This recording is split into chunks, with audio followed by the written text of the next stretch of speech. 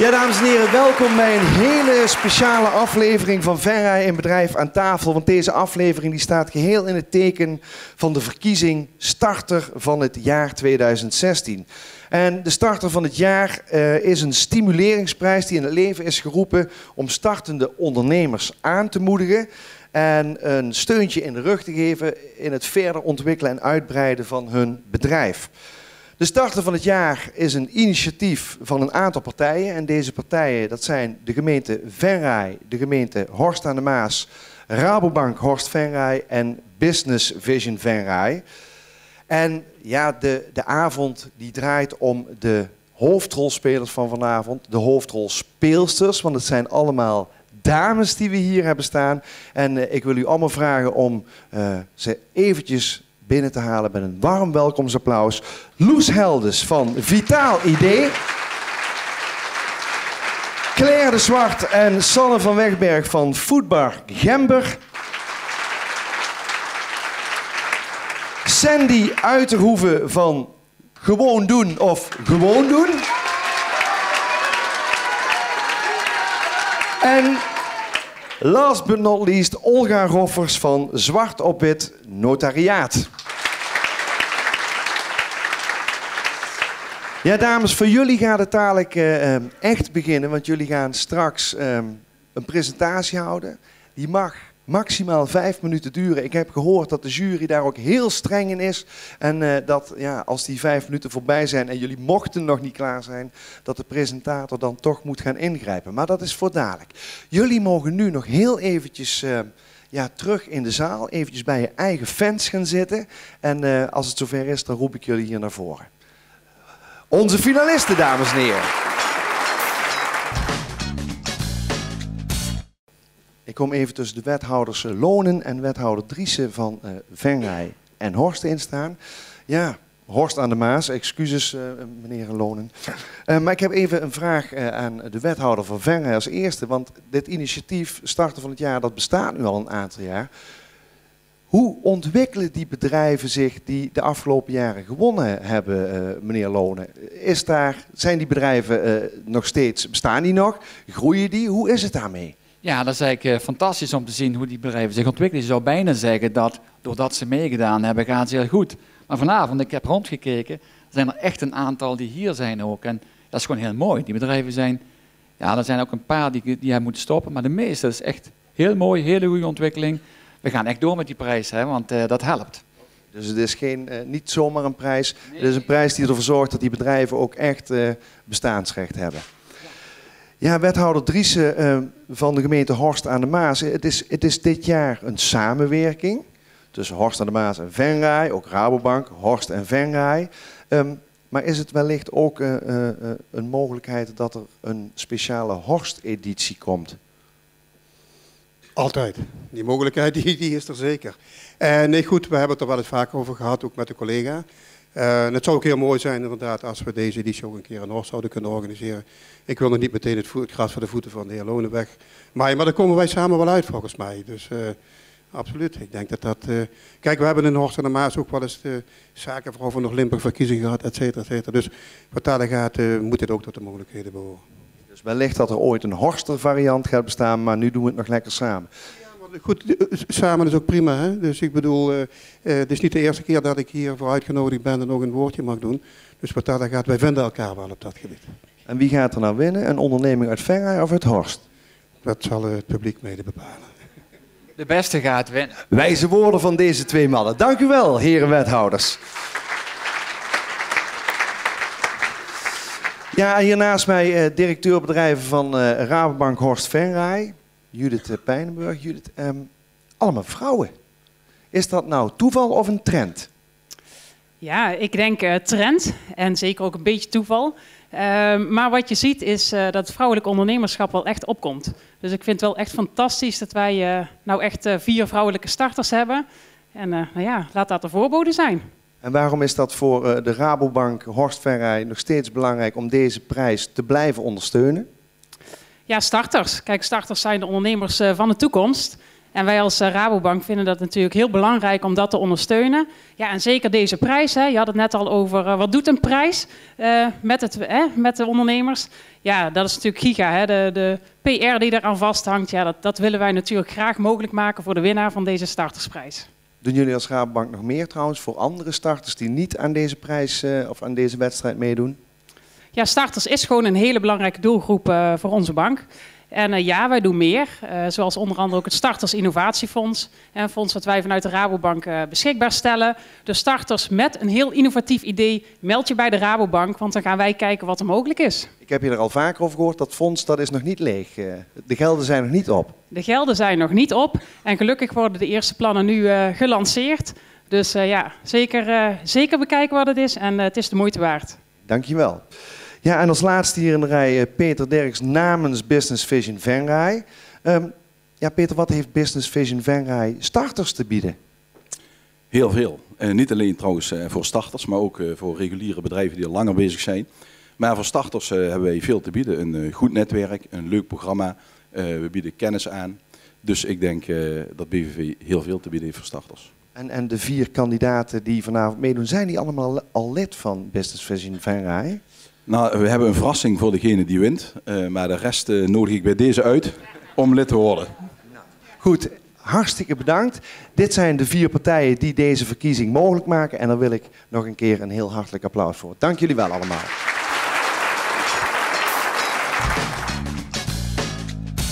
Ja, dames en heren, als eerste kandidaat, starter van het eerste kwartaal 2016, hebben we hier staan Loes Heldens van Vitaal ID.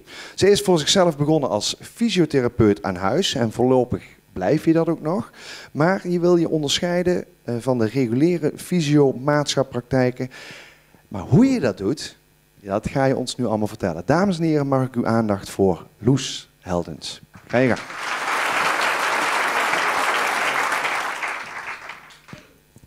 Goedenavond. Iedereen heeft een visie. En als jij weet, als jouw drive helder hebt, dan kun je creëren wat het ook maar is wat je wilt. De wereld zekerder, comfortabeler, mooier of effectiever maken voor jou en de mensen die je lief zijn. En zo nu en dan heb je iemand nodig die jouw potentie omzet in realiteit. Zo nu en dan heb je iemand nodig die jouw behoefte hoort. Zo nu en dan heb je nodig iemand die de balans tussen emotie en ratio goed kan bewaken. En die naast je blijft staan, net zolang het nodig is tot jij je resultaten hebt bereikt. Mijn naam is Loes Heldens. Ik ben eigenaresse van Vitaal ID, starter van het eerste kwartaal 2016 en ik vertaal potentie in realiteit. Ik heb 9 jaar gewerkt voor een baas. Begonnen als fysio- en manueeltherapie. In die 9 jaar heb ik mij specialist van mensen weten te maken. Ik zag met name mensen met chronische pijnklachten. Mensen die hun kwaliteit van leven, hun rol als papa, mama of echtgenoot van, met de dag zagen verslechteren. Hun productiviteit op de werkvloer en alle grip op de dingen die hun belangrijk vonden, zagen wegglippen. Door te luisteren wat hun echte behoefte was. Door te kijken wat hun nodig hadden. En door daar brutaal eerlijk, maar respectvol op te coachen, bereikten hun doelen die ze al lang opgegeven hadden. Daarnaast zag ik door de jaren heen steeds meer ondernemers. Ondernemers die bij mij kwamen voor een revalidatievraagstuk. Ondernemers, doelgericht, niet terughoudend en doelgericht, resultaatgericht, niet terughoudend. Iedere dag bezig om hun potentie, hun continuïteit naar een plan hoger te tillen. En ik kon het dan ook niet laten om, ondanks dat ze voor hun lichamelijke klachten bij mij kwamen, toch dat stuk persoonlijke groei binnen hun bedrijf verder te willen brengen. In 2015 kwam ik 4 maanden thuis te zitten. Thuis te zitten om mama te mogen worden van onze Jules. In die 4 maanden had ik geen werk. Ik was gewend om te werken of te studeren, maar thuis zitten was er geentje van. Dus ik kwam voor de keuze.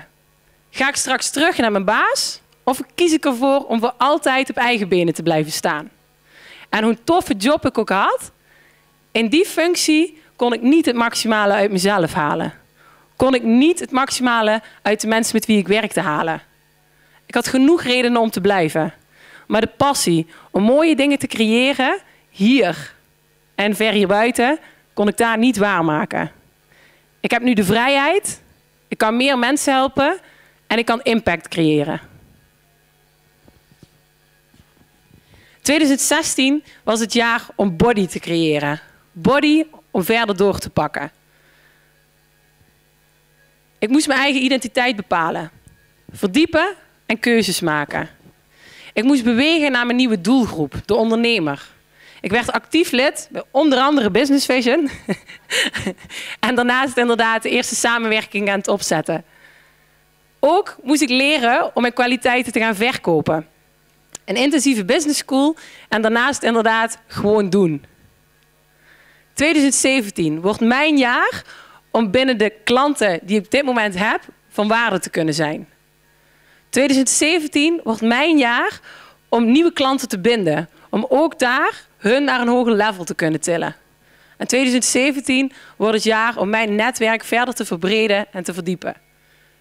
2017 hoop ik dat alle mensen die ik heb doen opreizen, waarmee ik heb mogen samenwerken, op hun beurt hun mensen kunnen doen opreizen. Vitalidee staat voor maatwerk.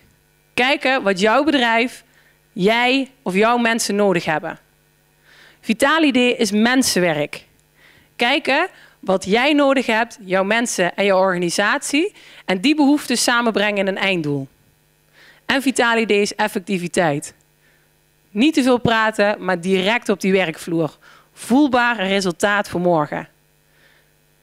Dat alles om te kunnen creëren.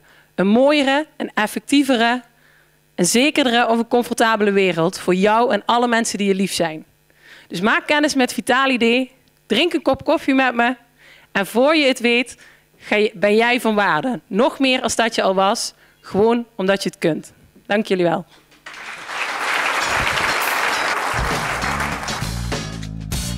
Ja, hier naast mij staan nu Claire de Zwart en Sanne van Wegberg van Foodbar Gember. Ze hebben in het centrum van Horst een plek waar dieetwensen niet als een uitzondering op de kaart staan, maar waar intoleranties voor ingrediënten juist leidend zijn voor de samenstelling van het assortiment. Zeg ik dat goed, dames? Gelukkig. Dames en heren, Claire en Sanne van Foodbar Gember.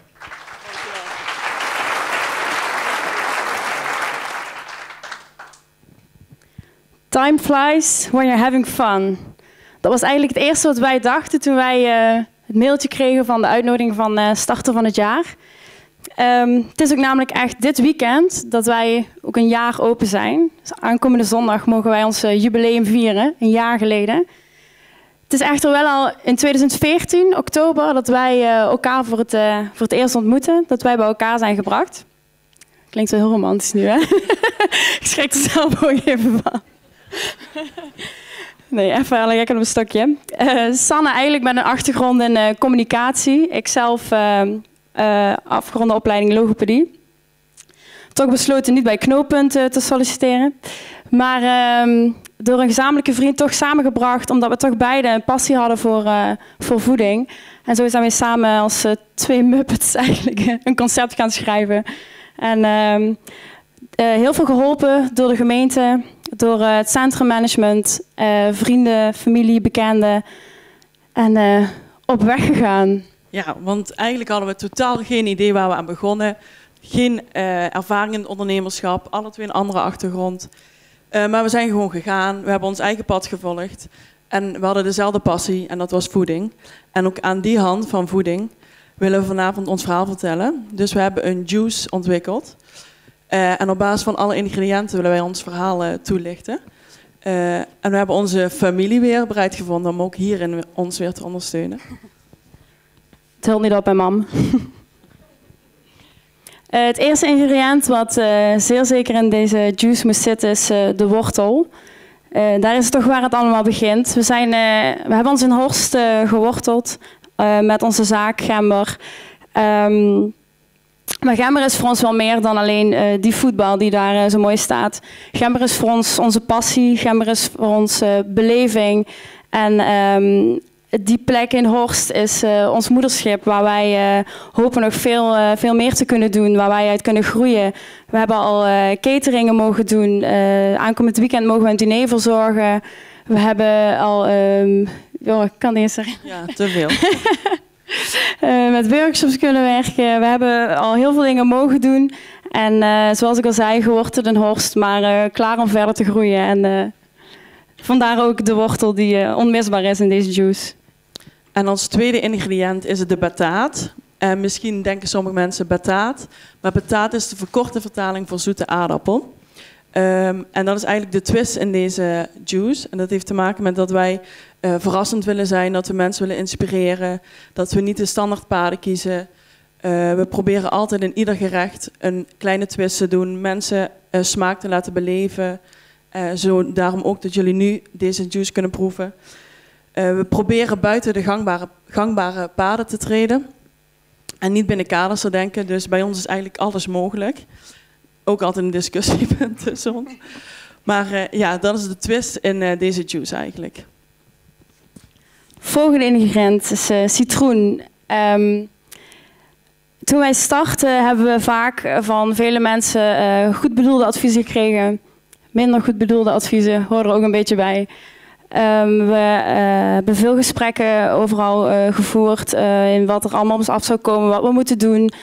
Dan is het eigenlijk aan onze taak om daaruit te filteren wat voor ons belangrijk is. En kan je vertellen, als starter is dat echt super lastig. We weten eigenlijk nog, je weet nog zo weinig en je wil zoveel. En het is echt een leerweg. En zo hebben wij mogen leren om daar voor ons onze eigen waarheden uit te halen. En zoals we ook heel mooi hebben geleerd bij door inspirator Karel Raats op een evenement van de Rabobank, de Next Entrepreneur. Dat was ook heel mooi. Hij sprak over waardeloze waarheden. En daar herinneren wij elkaar ook best vaak aan. Dat eigenlijk dat alles kan. Niets kan. Of, er zijn mensen die soms zeggen dat iets niet kan. Maar als iemand niet weet dat het niet kan, kan dus eigenlijk alles. En dat is ook iets waar ik mijn compagnon ook voor mag bedanken. Dat zij me er ook altijd aan herinnert dat eigenlijk niets onmogelijk is. Zou je denken, waarom nou citroenen? Nou, dat wij ons nu toch niet meer knollen voor citroenen laten verkopen zomaar. Daar zijn we wel iets wijzer in geworden, gelukkig. Ja, zeker een jaar verder. Het vierde ingrediënt is gember. En in dit geval staat het niet voor onze naam, maar voor een beetje pit in deze juice. Tot 2014 kenden we elkaar niet. En nu zijn we meer dan 2,5 jaar verder. En we kennen elkaar steeds beter. En we komen erachter dat we alle twee heel veel pit bevatten. Dus soms moeten één schipperen, soms moeten de ander schipperen. En naarmate het jaar merken we ook steeds meer wat ons eigen... Nu al? Oh. Oké, we moeten nog wel even zeggen hoe laat het ingrediënt was. De basis was sinaasappel. Maar in ieder geval dames met heel veel pit, dat hebben we gezien. Mag ik jullie heel hartelijk bedanken. Ja, sorry, we moeten streng zijn, dat is de wedstrijd. Goed, dames en heren, Sandy heeft een dagbesteding die is gebaseerd op theater met mensen met een beperking. En hoe ze dat vormgeeft, ja, dat gaat ze ons nu vertellen. En volgens mij laat ze het ook gewoon zien. Dames en heren, hier is Sandy van Gewoon Doen.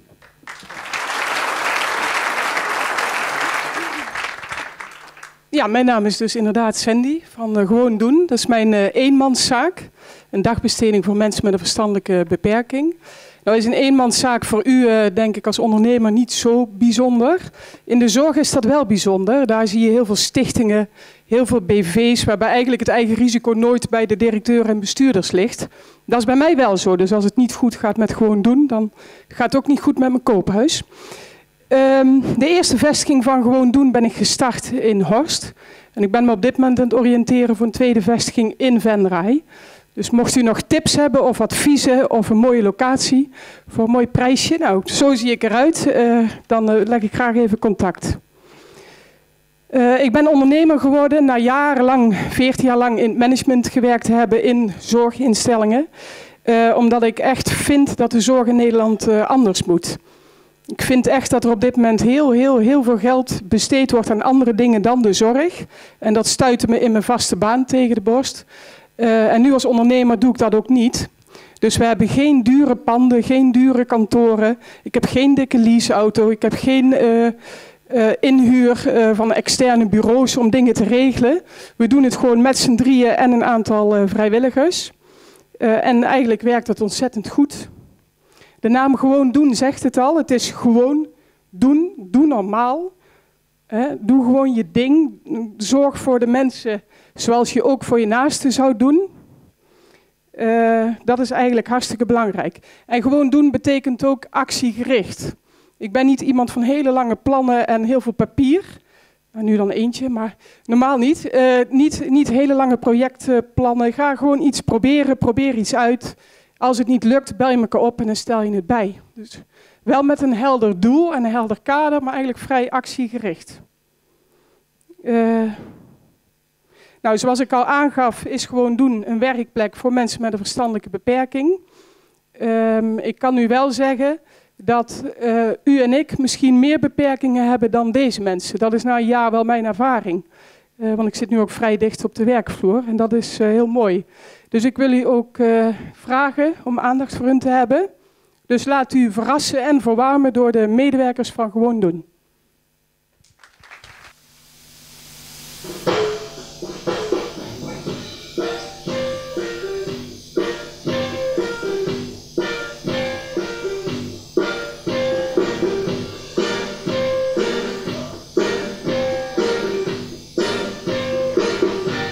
Sommige mensen hebben er last van, maar ik heb het geaccepteerd. Gewoon veel praten en oefenen, stap voor stap, stap voor stap. Als ik iets heel graag wil en ze denken dat het niet kan, ga ik er toch voor. Stap voor stap, stap voor stap. Stap voor stap, stap voor stap. Stap voor stap,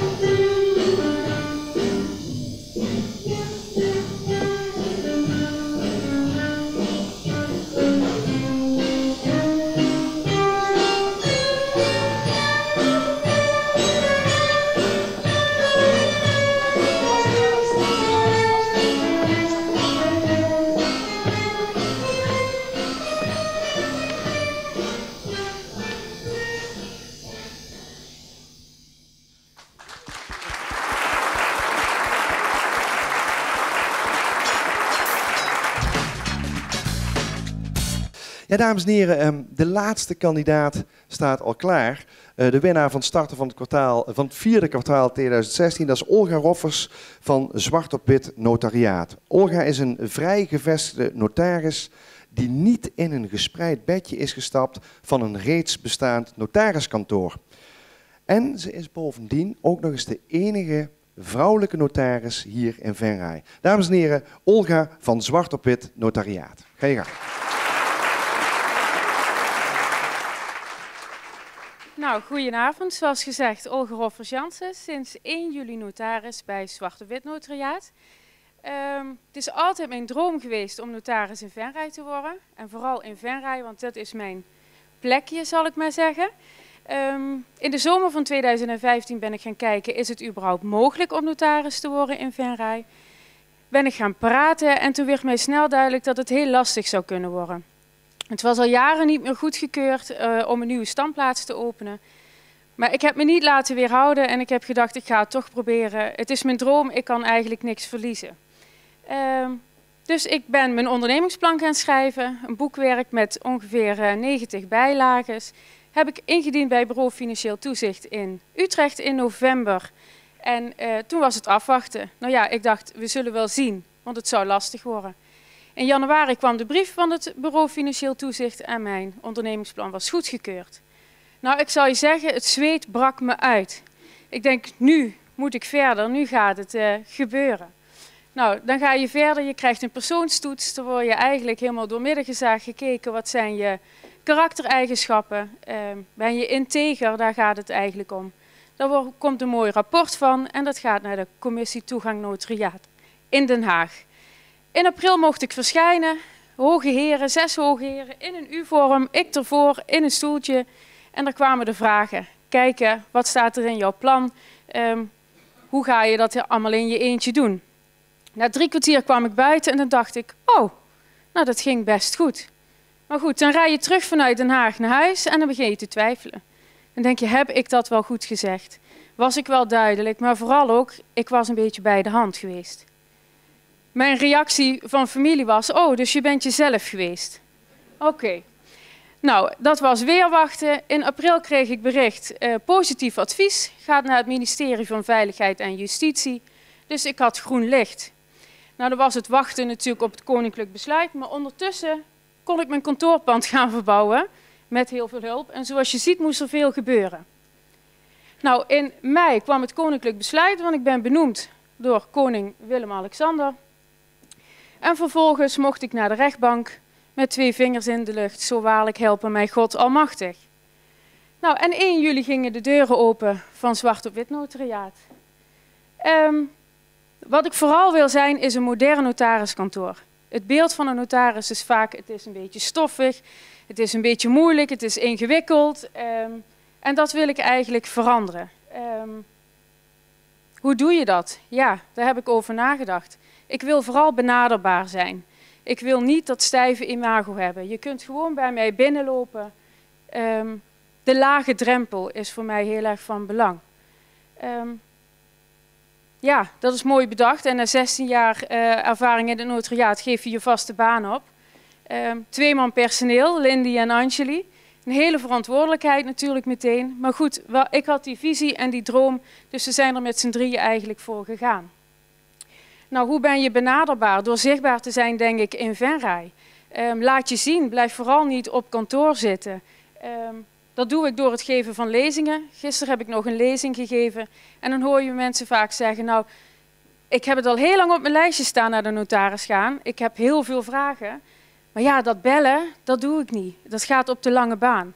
En dat probeer ik een beetje te doorbreken. Door dus erop uit te gaan en niet in het kantoor te blijven zitten achter mijn bureau. Nou, wat ik dan nog meer doe en eigenlijk probeer, is ook de connectie te maken met andere disciplines. Niet alleen met het notariaat en je kennis eigenlijk op je eiland houden. Maar wat ik graag wil, is de connectie maken met andere disciplines. Accountants, financiële mensen, advocaten, mediators. Want ik denk dat wij elkaar kunnen versterken als je de kennis deelt. En ik denk ook dat de service voor de klant alleen maar ten goede komt. Nou, ik denk als je de interieur ziet bij het kantoor, zie je ook dat het niet een standaard notariskantoor is. En daarmee hoop ik ook eigenlijk de drempel laag te houden. En na 8 maanden dat we aan de gang zijn, kan ik zeggen dat ik het ontzettend leuk vind als de klanten tegen mij zeggen, ik heb het zo als prettig ervaren. Niet dat hele stijve, maar gewoon lekker normaal. En dat doe ik niet alleen, dat doe ik natuurlijk met Lindy en met Angeli. En ik ben dan ook super trots dat wat wij in de afgelopen 8 maanden eigenlijk hebben neergezet. En ik hoop dat wij de komende jaren dat nog veel verder kunnen uitbreiden. Dank je wel.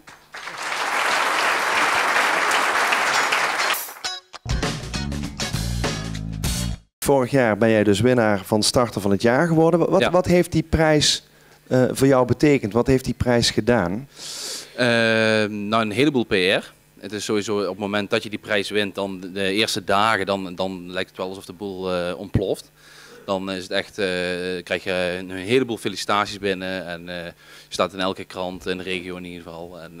Dus dat is superleuk. En eigenlijk zo'n beetje een week daarna dat ik dacht van nou is het wel klaar, zeg maar, met de aandacht. Toen belde Dagblad de Limburger nog en die hadden het persbericht nog gelezen. Mm-hmm. En die vonden het eigenlijk toch wel leuk om er nog wat aandacht aan te besteden. En voornamelijk omdat ze een stukje lazen dat ik op de beurs had gestaan in een caravan die ik had omgedoopt tot rijdende bioscoop. Hebben ze daar nog eigenlijk, ik denk wel een hele pagina aan besteed in de Limburger. En dat gaf nog eens een keer, ik denk misschien wel een 2 keer zo groot effect op het winnen van de start van het jaar. Ja, dus je krijgt heel veel media-aandacht. Ja, echt bizar. En wat levert die media-aandacht dan op? Opdrachten. Veel? Werk. Ja, nee, daar heb ik echt heel concreet ook echt mensen die mij gewoon belden. Zeiden naar aanleiding van het stuk wat we zagen in de krant, willen we eens met jou om de tafel. En ja, daar is echt...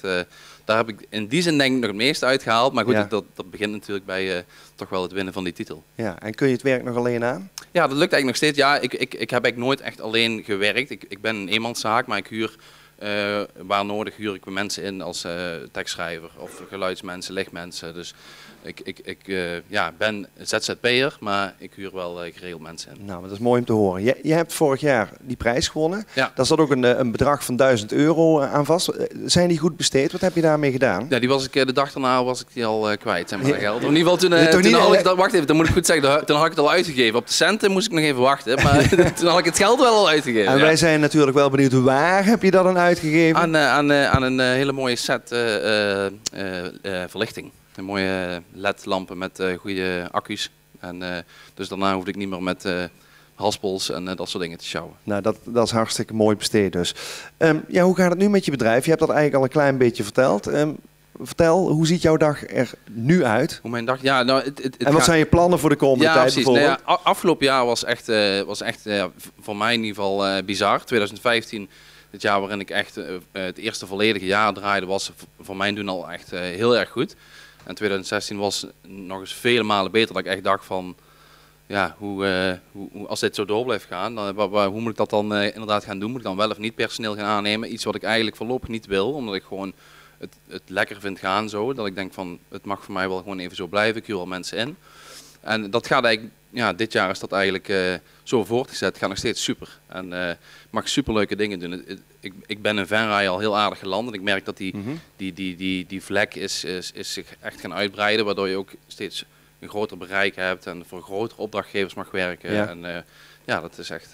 Wat is de opdracht waar je tot nu toe het meest trots op bent? Ja, dat is heel moeilijk zeggen, want het is zo divers. Ik heb niet echt dat ik denk van, dat vind ik de allermooiste productie die ik gemaakt heb. Zo. Er zijn natuurlijk wel bedrijven of merken waarvan je denkt, ja, daar ben ik wel trots op dat ik daarvoor mag werken, maar dat is ook heel divers. Dus ik kan eigenlijk niet echt zeggen van, dat is hem. Ja. En wat is het project of de film die er binnenkort aan zit te komen waar je het meest naar uitkijkt om die te gaan maken? Nou, ik ben voor ICSI, dat is een merk in wandfotoproducten. Dus dat zag je net ook heel kort even in mijn showreel voorbij komen. Daar ben ik een soort profielvideo van aan het maken van het bedrijf van dit zijn wij. En dat wordt wel een heel tof verhaal. Goed, wij blijven jou volgen. We zullen ICSI gaan volgen. Ja, doe dat. En heel erg tof dat je dit wil komen vertellen. Ja. En ik denk dat de onderneemsters die straks hier staan denken van, wow, gaat mij dit ook overkomen? Ja, dat gun ik ze natuurlijk wel. Goed zo. Nou, ik dank jou in ieder geval heel hartelijk. En je krijgt nog een heel groot applaus. Niels Schaamekers, dames en heren. Zo, en dan wordt het automatisch stil in de zaal. Dat is wel mooi om te zien. De fototoestelletjes, de telefoons, die worden uit de broekzakken, de binnenzakken gehaald. Want dit moment wil iedereen vastleggen. Dames en heren, het is zover. Hiernaast mij staan de winnaressen van starter van het kwartaal 2016. Maar uit hun midden zal ook de starter van het jaar bekend worden gemaakt. Dat ga ik niet doen. Die eer die is aan directeur bedrijven van Rabobank Horst Venray, Judith Pijnenburg. Judith, ik stel voor dat jij mij even de bos bloemen geeft. Dan geef ik jou de microfoon. En dan ben ik heel benieuwd. Judith, aan jou het woord. Ja, dankjewel. Nou, hier staan we dan, dames. De spanning stijgt. Ik sta hier met een hele mooie cheque. Een cheque van €1000 om jullie ondernemerschap nog verder te stimuleren en een extra zetje te geven. Nou, er staat ook een hele mooie cheque van een jaar lang lidmaatschap van Business Vision. Die ontvangen jullie ook, hè, de winnares. Ik zal het maar niet heel spannend maken en het nog langer laten duren. Want de winnares is, de starter van het jaar 2016 is Zwart op Wit Notariaat. Kom maar naar voren.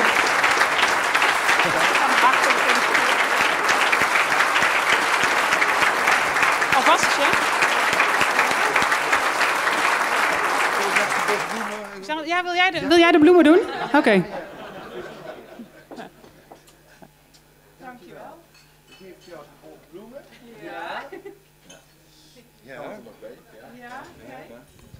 Ja, en namens Business Vision Venray overhandigt Peter Dirks een lidmaatschap van een jaar voor die hele mooie club.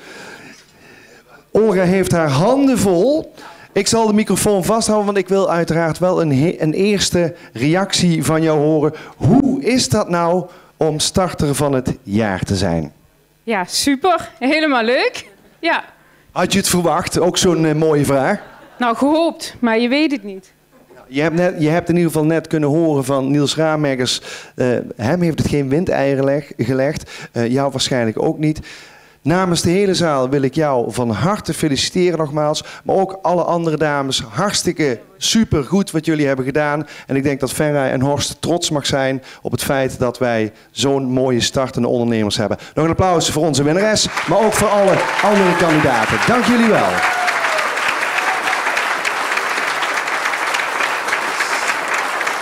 Ja, en vanaf deze plek sluiten we dan ook deze bijzondere aflevering van Venray in Bedrijf aan tafel af. Wij gaan nog even de zaal in. Olga kan zo meteen gefeliciteerd worden. En we hebben hier nog een gezellige borrel met elkaar. Voor de mensen die kijken naar de tv en u denkt, hey, ik wil ook een keer bij dat leuke programma Venray in Bedrijf aan tafel zijn.